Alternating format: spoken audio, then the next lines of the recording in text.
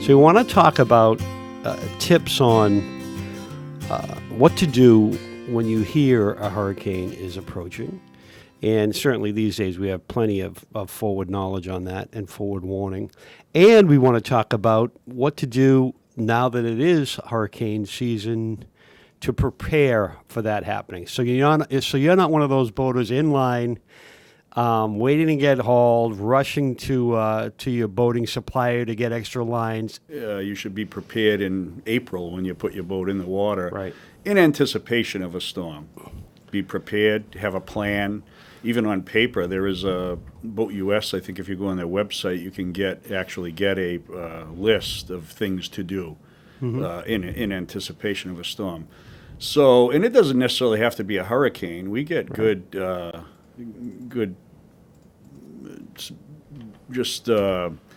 I guess they're not full-fledged hurricanes, but good small craft advisory winds or gale force winds. So that brings me to the question. Everyone talks about,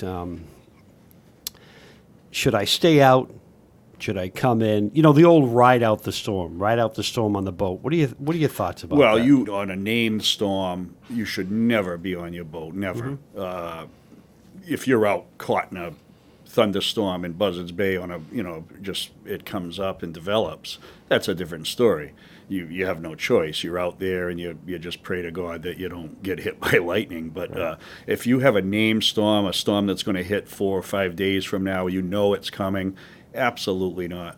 We had a fellow one time in Hurricane Irene, the day before we were in the harbor, letting everybody know that we would be available. Irene was 2011. Right. And the night before we were in the harbor, it was dead flat, not a breeze, and we were just talking to boaters and making sure they were prepared properly.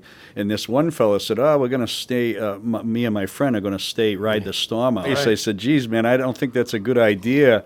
And he did anyways. Well, sure enough, the storm hadn't even come. I think the winds were about 50 miles an hour at the time, and my phone rings. Yeah. He said, do you remember me from yesterday? You think you can come get us off the boat? So in a situation, a hurricane like that, at what point do you say, hey, you're on your own. We're not going to risk our lives to go out and bring you in?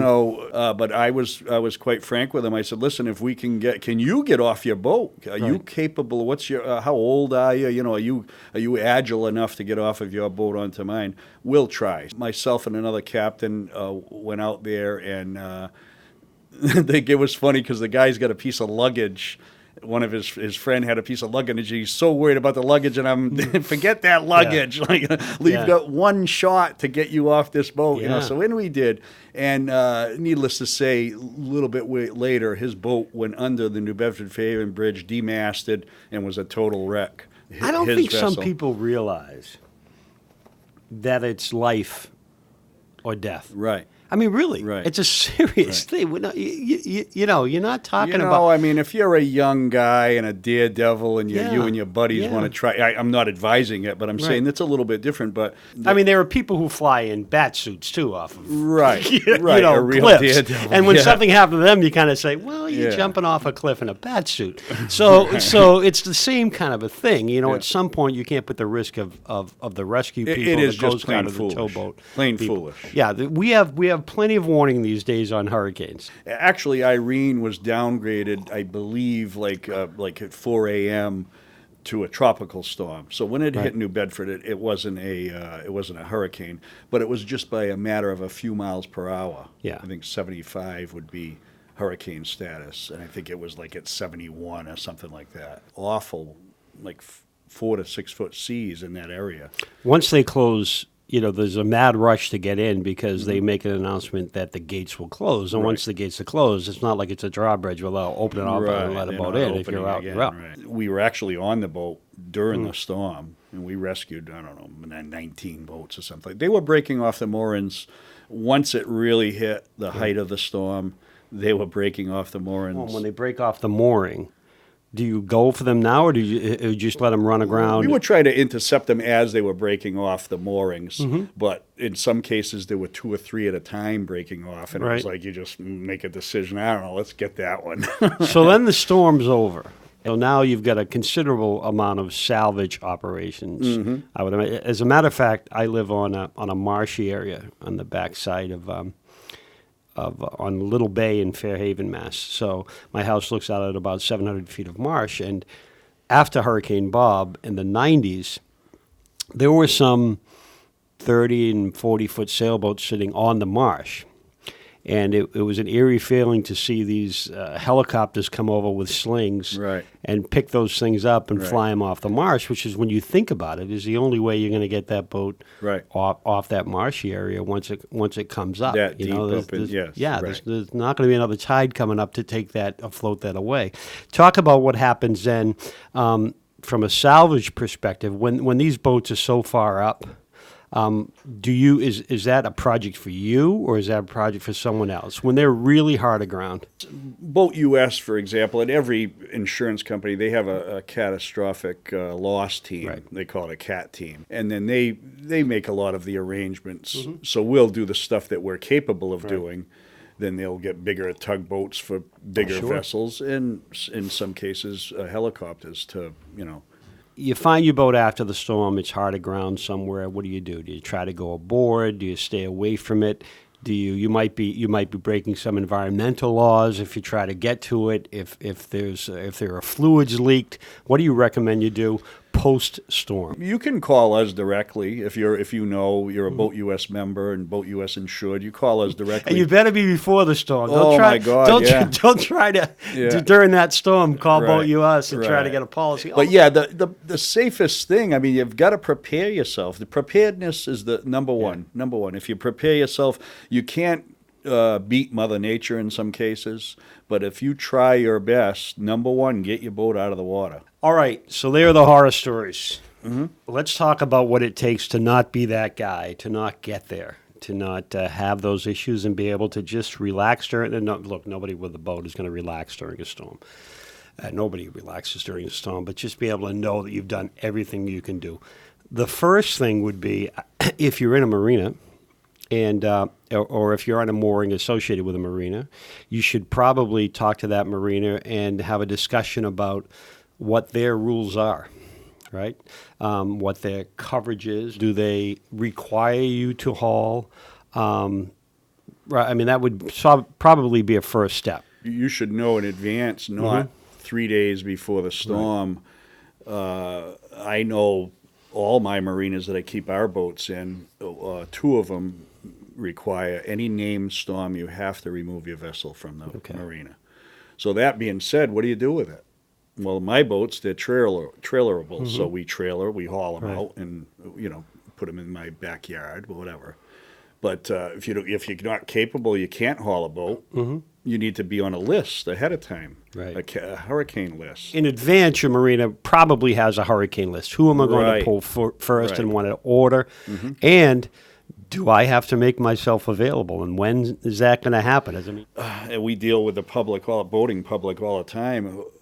Some people want you to do everything for them. Oh, my boat's in the slip. Can you take care of it? You got to come down. You've got to help. So that should be all in your contract with your marina, and you should study that and know that well in advance of an oncoming storm. Like I said, you don't want to pull your marina contract out, or start developing a plan the day before. You know the storms, because there's no question we're going to get hit by it now at this point, a day before. It's too late. You should have been preparing for this, like I said, in April. You start your prepared, you have a list of what to do. What does your marina expect you to do? Can I get hauled out?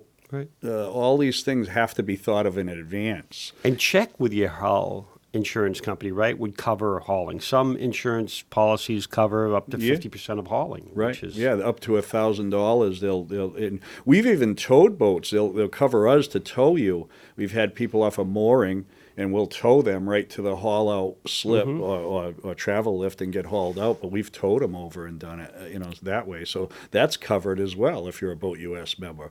So there's a lot of precautions you can take. There are a lot of people that don't do anything. And those are the ones, in the end, that end up the boats wrecked. And the worst thing about late season storms, when you boat in New England, you get hauled out in mid-September. for a storm, and then you have to weigh, well, what do I, do I put pay back to in? put it back in, right? Part of being prepared, though, is once you get that boat hauled, do your stands, are your stands prepared? Are they lubed up and ready to adjust? Do you have chains? Once you put chains to chain the stands together, once you put the boat on land, you need to prepare that boat for wind as well. And that's up to you, right? Your hauler's going to drop the boat. Now what? Are your biminies down? And, right. Is I'm not quite sure secure? if the Marina do it, or the yard storage does Right. it. You probably are going to be liable to take care of all that. You want to get your canvas down. You want to make sure your stands are secured. All that stuff, I think that they're so busy, they might not have the time to do that. And it's not good for the yard, because if your boat topples over, perhaps it could be a domino effect, and Right. a bunch of boats fall over. So yeah, absolutely, you have to prepare yourself, and that's the problem. A lot of people we encounter, they don't know, number one, and then they don't seem like they want to do it. There's a lot of work involved with it. And Whenever I see somebody working on a boat at the marina and they're new to boating, they say, this is down. I said, welcome to boating. If you don't look at, unless you've got a huge checkbook and just write the check, if you don't look at boating as not only the pleasure side, but the maintenance and working and wash down and this kind of thing, the preparedness, don't get into boating, or maybe maybe a boat club is the way for you to go. Right. But I think there's a lot more bad sides of boating than there is. good. You know really. what? Yeah, and you never want to do the math, so you never want to sit there and say, okay, what did the boat cost me? Never do division in boating, and here's what I mean by this. What did it cost me this year divided by how many times I used it? Never do that. Right. Never, because you'll sell it in a minute. Yeah. Right. Yeah. Let's talk about, so now a storm's approaching. You're on a mooring. You can't pull. You have to moor wisely here. So you have to, what do I do with my boat on the mooring as far as additional lines, preparedness, or in the case of a storm like we had on Cape Cod this summer where some tornadoes came through, there was no warning. There was zero warning. Right. So maybe you should always think about that happening overnight or when you're not on your boat, and anytime you leave your boat, preparing the boat for what could be a windy situation or some unforeseen weather. Those type of things, if your boat's moored safely for normal conditions, I mean, you can't anticipate a squall coming through, a water spout, or a mini tornado. Those things are Mother Nature. Right. But normal mooring, your pennant should be heavy enough to withstand a small squall or a nor'easter for 18 hours of steady blowing. Hurricanes are different, so you have to, I think you actually should change your pennant on your mooring.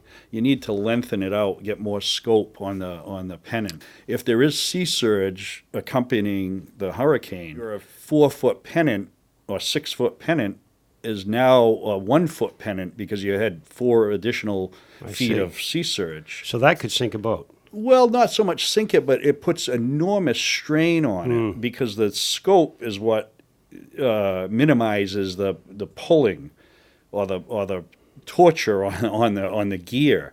But if the length is increased, it makes the boat ride smoother, and it's not herky-jerky. But just the severity of the winds and the continuous repetition of the boat up and down, up and down, up and down, up and down, something's going to fail. Yeah. Oh, absolutely. Something is going to fail. And if you don't have proper chafe gear, it could be at that point. It could be just weakened line. There's a million factors, but again, it goes back to preparing yourself. If you have less windage, removed all your canvas, removed your sails, the less windage on the boat, the less force is being applied. And you don't want to be doing this when the wind's blowing. Right. I mean, we're fortunate enough now with weather forecasting the way it is in 2019 to have plenty of warning.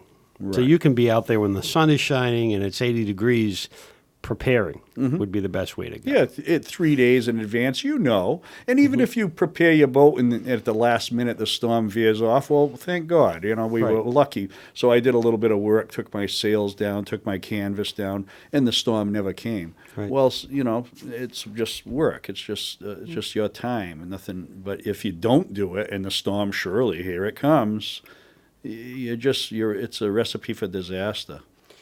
So now let's talk about hurricane preparedness when you're at a slip. So different situations, right? Some marinas have floating docks all around. Some marinas like ours have a floating dock aft where we board from, and then we're tying to pilings forward. How do you handle that? And what do we do for lines? Do we increase the size of the lines? Do we move our lines up on the pilings? What's the take on that? And this is in the case of having to stay in during a storm, which we don't prefer. We recommend that you find a way to haul and pull. But it might be worthwhile to buy new lines. Buy some new lines to double your lines. You can probably keep your ones you've had right along, but put new ones. And again, don't be that guy in line when the wind's picking up. Right. At your supplier trying to buy new lines, the day of a hurricane. Again, this is all, we have great meteorologists that are telling you well in advance. It's down off of Africa still. Right, exactly. Whatever. But, you've got to double your lines. As far as raising them, that's an iffy, because if we don't get the storm surge, you can't lengthen them too much, because then you can hit. Right, and that's a concern. You can do damage to your boats. But if you don't lengthen them and you do get storm surge, now your lines are going to be so tight as the tide rises or as the surge comes in, you're putting so much stress on those lines that they're going to pop. It's going to do one of two things. The lines are going to break. The cleats are going to pull off your vessel. Right.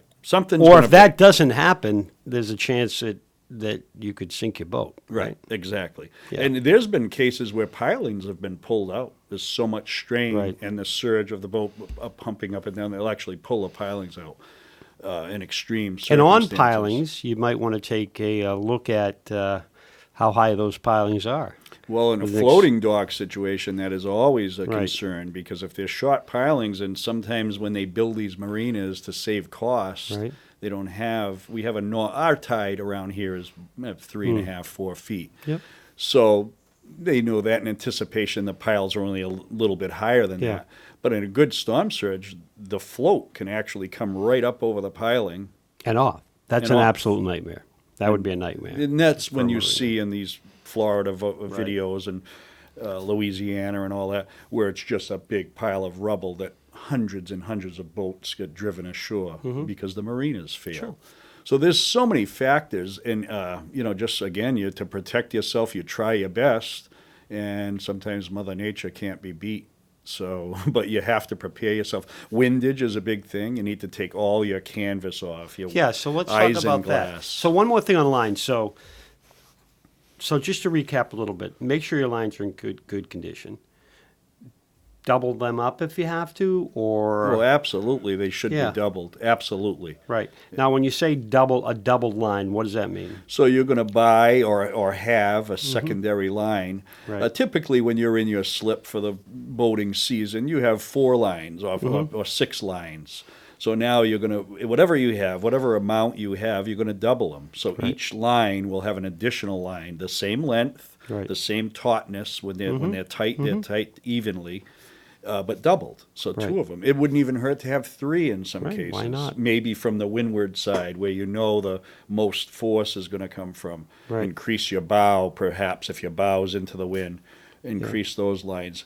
But you absolutely have to double them.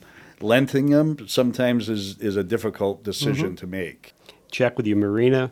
See what their policies are, because if they do have a haul policy and you're left in, there could be some big issues for you along the lines of liability and the like. After the storm. Or environmental damage is another thing. Exactly. So if you've been requested to move, I think you have to get out of there. Right. One marina I'm in, they request any named storm, you have to remove your boat. And they also have a hurricane list. So if you're on that list, you're going to be one of the first were first hauled. Right. So again, they'll haul anyone, Yeah. but all the hurricane list people are done first. And you should be there. Oh, you have to be there. Right, you have to be there. You're going to have to take a day out of work, and Right.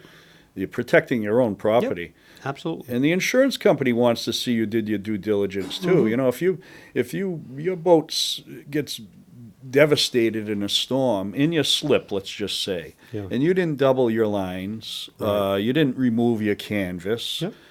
you didn't remove your sails, whatever, you didn't do anything, basically, you could get denied a claim. And you know what? We all have cameras now, right? Everybody with a smart device, your phone has a camera. Right. Double your lines, prepare your boat for the storm, remove your canvas, take a picture of it. Right. You know, Right, just so right. if you have to go back to the Document insurance company it. and That's say, right. here it is, it's Yeah. documented. Yeah. This is what I did. I and actually, did everything yes, I I could do this, I do that. Again, you should be doing that to protect yourself, and they could deny the claim. They could tell Yeah. you, hey, listen, man, you left your Absolutely. boat, you knew the hurricane was coming, and you left your Yeah. boat unprepared, and it sank, and we're not going to cover the claim because you didn't do your due diligence. So here's a worst case scenario. I'm transient. I'm underway. I'm in a foreign port, let's say. There's a storm coming. I don't have a relationship with a marina.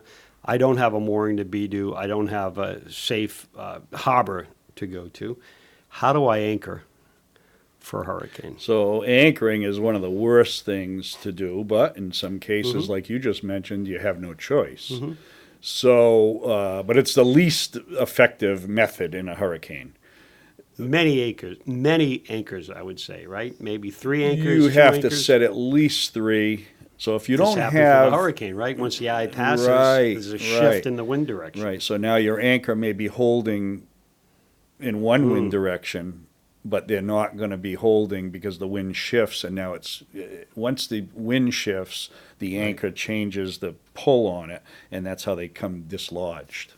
So you have to set out several in anticipation of that, Right. the swing. Should you alert? Should you let someone know, a local harbor master or a marina, that you're anchored and you're out there and you're having a ride? Who should you let know that? I mean, they're probably going to say, hey, like many areas, right? Coastal areas, they say past a certain point, you're on your own if you choose to stay. We have been alerted by, as I said, we had a fellow a few years back at that Irene storm that told us, we're going to ride it out, Right. you know. So he let us know, and you should definitely let someone know, but absolutely that is you should not be on a boat in a hurricane. Absolutely not. Prepare your boat the best you can, Right. and then go home. And, Yeah. You know, you don't want to be on that boat, that's for sure. So windage is anything that'll catch the wind, right? And you might say, well, I don't have a sailboat, I have a power boat. So obviously, if you're on a sailboat, you pull your sails and do what you have to do. But on a power boat, that could be a bimini top. You know, if you have a canvas bimini, you may want to just untie that and pull that down. Talk about how I should secure for that, not only if I have to be in, but if I'm on the hard, right? And I've had my boat hauled and it's sitting there ready to go, might want to think about preparing it there as well. And the windage is isinglass, the glass windows, bimini tops, sails and sail covers. Even a lot of people, they'll lash their sail cover down and think that's good, but it's still extra windage. If you remove the sail and the cover, the less windage, the better.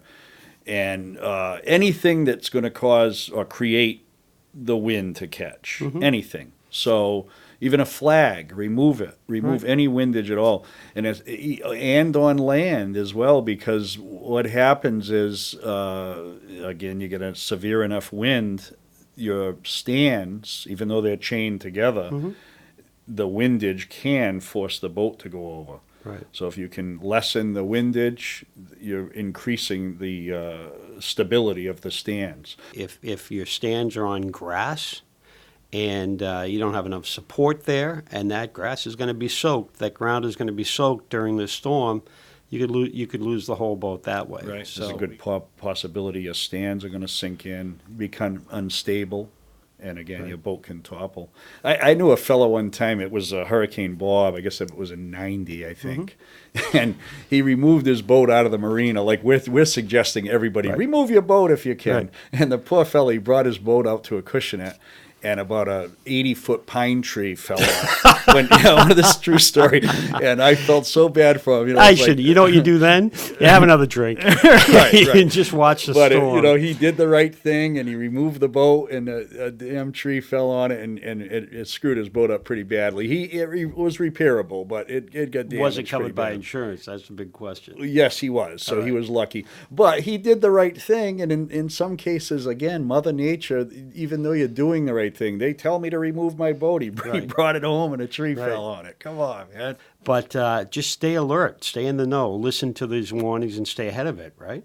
As we said, it's not 1938. That hurricane came. Nobody even knew it was here until it was here. Imagine that. Think back to that. Well, we don't when know. When the wind just started to pick up and it hit, and my word, They had over. no idea, unfortunately, and we do. We well in advance. So there is no excuse, and even if you pick away at it 5 days before, go down and take your canvas off, and maybe a couple more days before you double your lines or increase your scope on your mooring. All these things can be done well in advance rather than it's 3 hours, the storm gets pouring out now, you're working in the rain.